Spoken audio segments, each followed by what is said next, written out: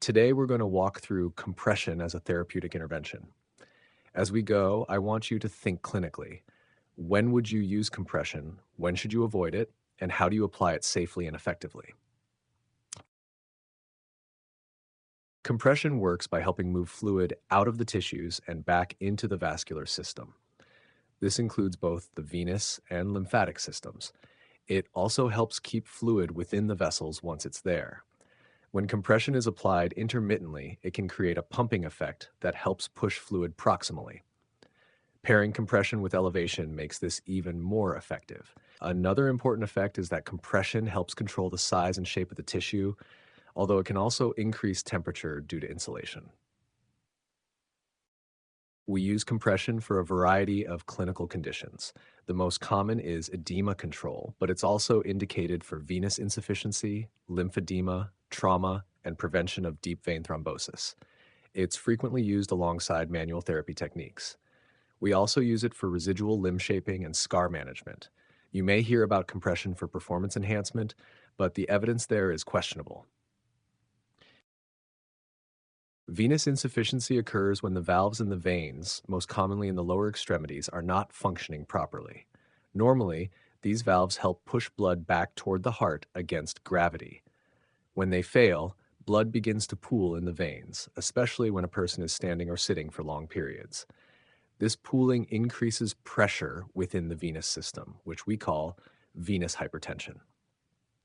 That increased pressure pushes fluid out of the capillaries and into the surrounding tissues, leading to edema. Over time, this can also cause skin changes and even ulcers if not managed appropriately. Compression is used here to help improve venous return and reduce that fluid accumulation.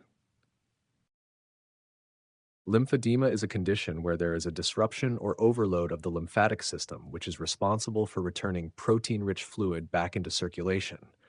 This can occur due to damage to lymph nodes, surgery, radiation, or it can be congenital. Because the lymphatic system is not functioning properly, fluid, along with proteins, accumulates in the interstitial space. This is different from venous edema because it is protein rich, which makes the swelling more chronic and harder to resolve. The presence of protein also attracts more fluid into the area, worsening the edema over time. Compression is essential in lymphedema management because it helps move that fluid out of the tissues and supports the remaining lymphatic pathways. Edema following trauma is part of the body's normal inflammatory response. When tissue is injured, there is increased blood flow to the area and the capillaries become more permeable. This allows fluid, proteins, and inflammatory cells to leak into the surrounding tissue.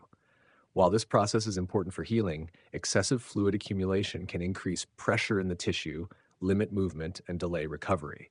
That's where compression comes in. It helps limit excessive swelling, supports fluid return, and can improve overall function during the healing process.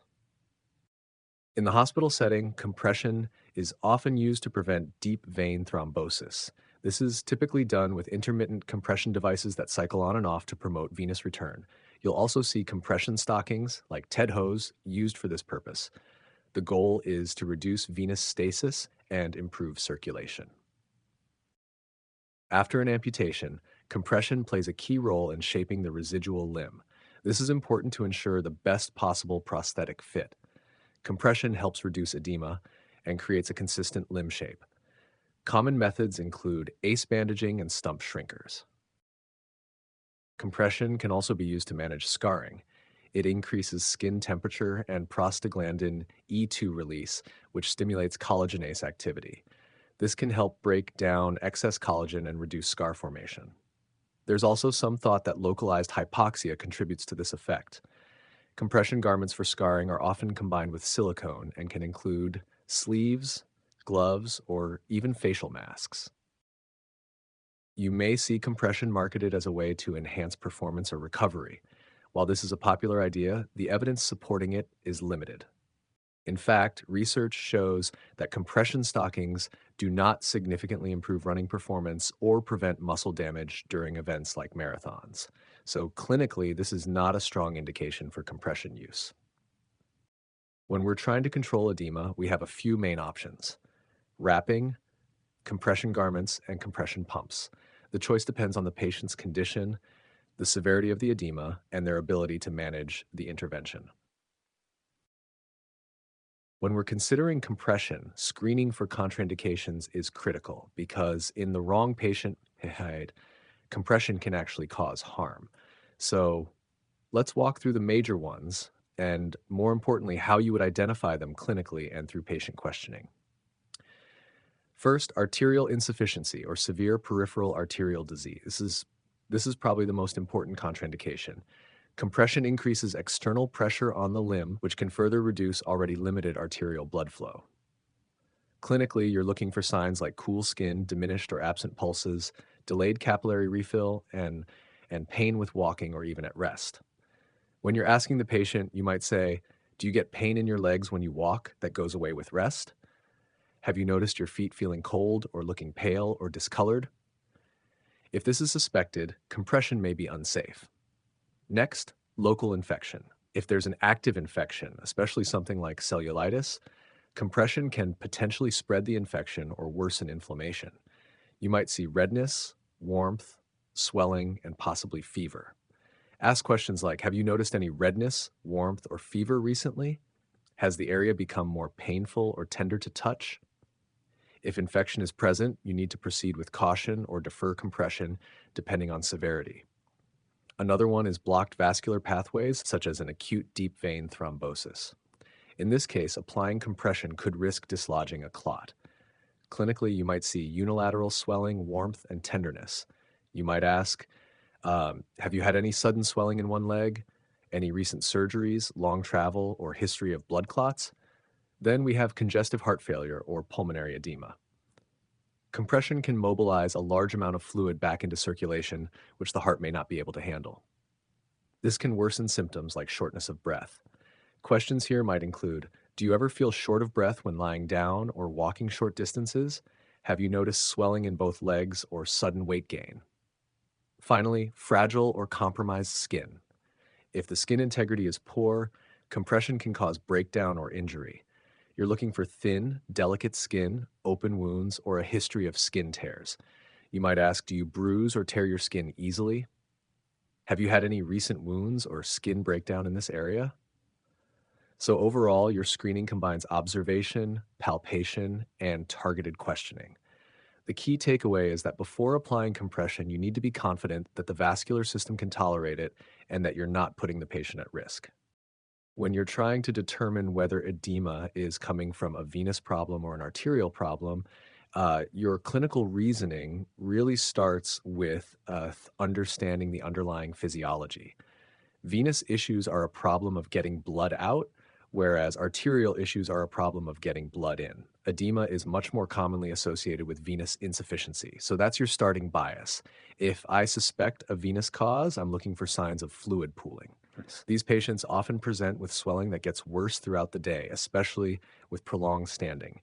The edema is typically dependent, meaning it's more noticeable lower in the limb. You may also see skin changes like discoloration, thickening, or even ulceration around the medial ankle. Importantly, pulses are usually present because arterial inflow is still intact. On the other hand, with arterial insufficiency, edema is not the primary issue. Instead, you're seeing signs of poor perfusion. These patients may have cool skin, diminished or absent pulses, pain with activity, and possibly pain at rest in more severe cases. The limb may appear pale or even shiny, and wounds, if present, tend to occur more distally, like on the toes. If edema is present, it's usually mild and not the main complaint. So clinically, if swelling is the dominant feature and pulses are intact, you're likely dealing with a venous problem. If the limb looks underperfused, with weak pulses and pain, you should be thinking arterial, and that's a situation where compression could actually be harmful.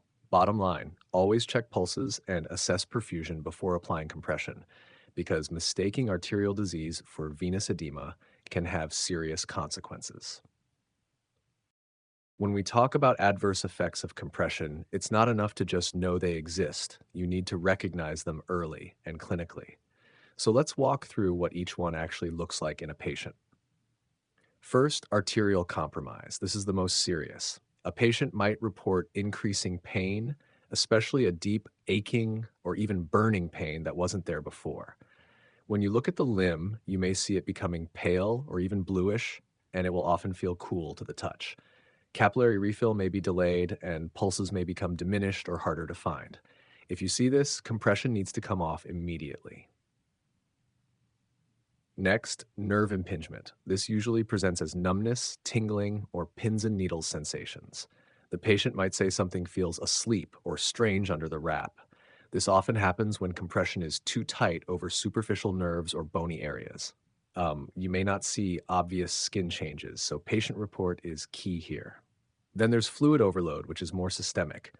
This can occur if you're mobilizing a large amount of fluid back into circulation, especially in patients with compromised cardiac function. You might notice shortness of breath, increased respiratory rate, or swelling in other areas like the trunk. This is why patients with CHF are a major precaution. Finally, moving fluid distally. This is more of a technique issue. If compression is applied incorrectly, especially without proper gradient or with gaps in wrapping, fluid can get pushed down into the foot or distal limb. Clinically, you'll see increased swelling in the toes or foot, even if the area above looks improved. So the key takeaway is this: don't just apply compression and walk away. Reassess. Look at skin color, temperature, swelling patterns, and always ask the patient what they're feeling. Those subjective and objective cues are what tell you if something is going wrong. When wrapping, technique matters. A figure eight or crisscross pattern is preferred because it provides more even pressure. A spiral wrap can act like a tourniquet and create uneven pressure. Be sure to avoid gaps, pad bony prominences, and apply greater pressure distally than proximally. Start by removing any jewelry and inspecting the skin. Anchor the wrap, then apply it from distal to proximal with appropriate tension. Multiple layers may be needed depending on the goal. Compression garments come in many forms, including sleeves, stockings, and gloves. The level of compression varies depending on the condition being treated. Lower levels are used for DVT prevention, while higher levels are used for edema, lymphedema, and residual limb shaping. These can be off the shelf or custom fitted. These garments can be difficult for patients to put on and take off, especially due to their tightness. Some patients may need donning aids or assistance. They are typically worn throughout the day and replaced every 6 months. Usually they are introduced after initial edema has been controlled. Compression pumps are a more advanced method of applying compression. They use mechanical pressure to move fluid and are often used for more severe cases of edema or lymphedema. These devices can be sequential or single chamber. Before starting treatment, make sure to educate the patient on what to expect and how to alert you if something feels wrong. After the session, inspect the skin, remeasure the limb, check blood pressure, and apply a wrap or compression garment as needed. For DVT prophylaxis, compression is typically applied to the legs using preset cycling devices. These may be knee-high or thigh-high and can vary in chamber design. Always follow facility protocols when using these devices. Documentation is essential when using compression. You should always record baseline measurements, the type of compression used, the parameters or settings, the patient's position, and how the patient responded to the intervention. You'll notice this documentation includes baseline measurements, exactly what type of compression was used, how it was applied, the patient's position, and the response to treatment. That reassessment piece is critical. It shows that your intervention actually had an effect and was safe.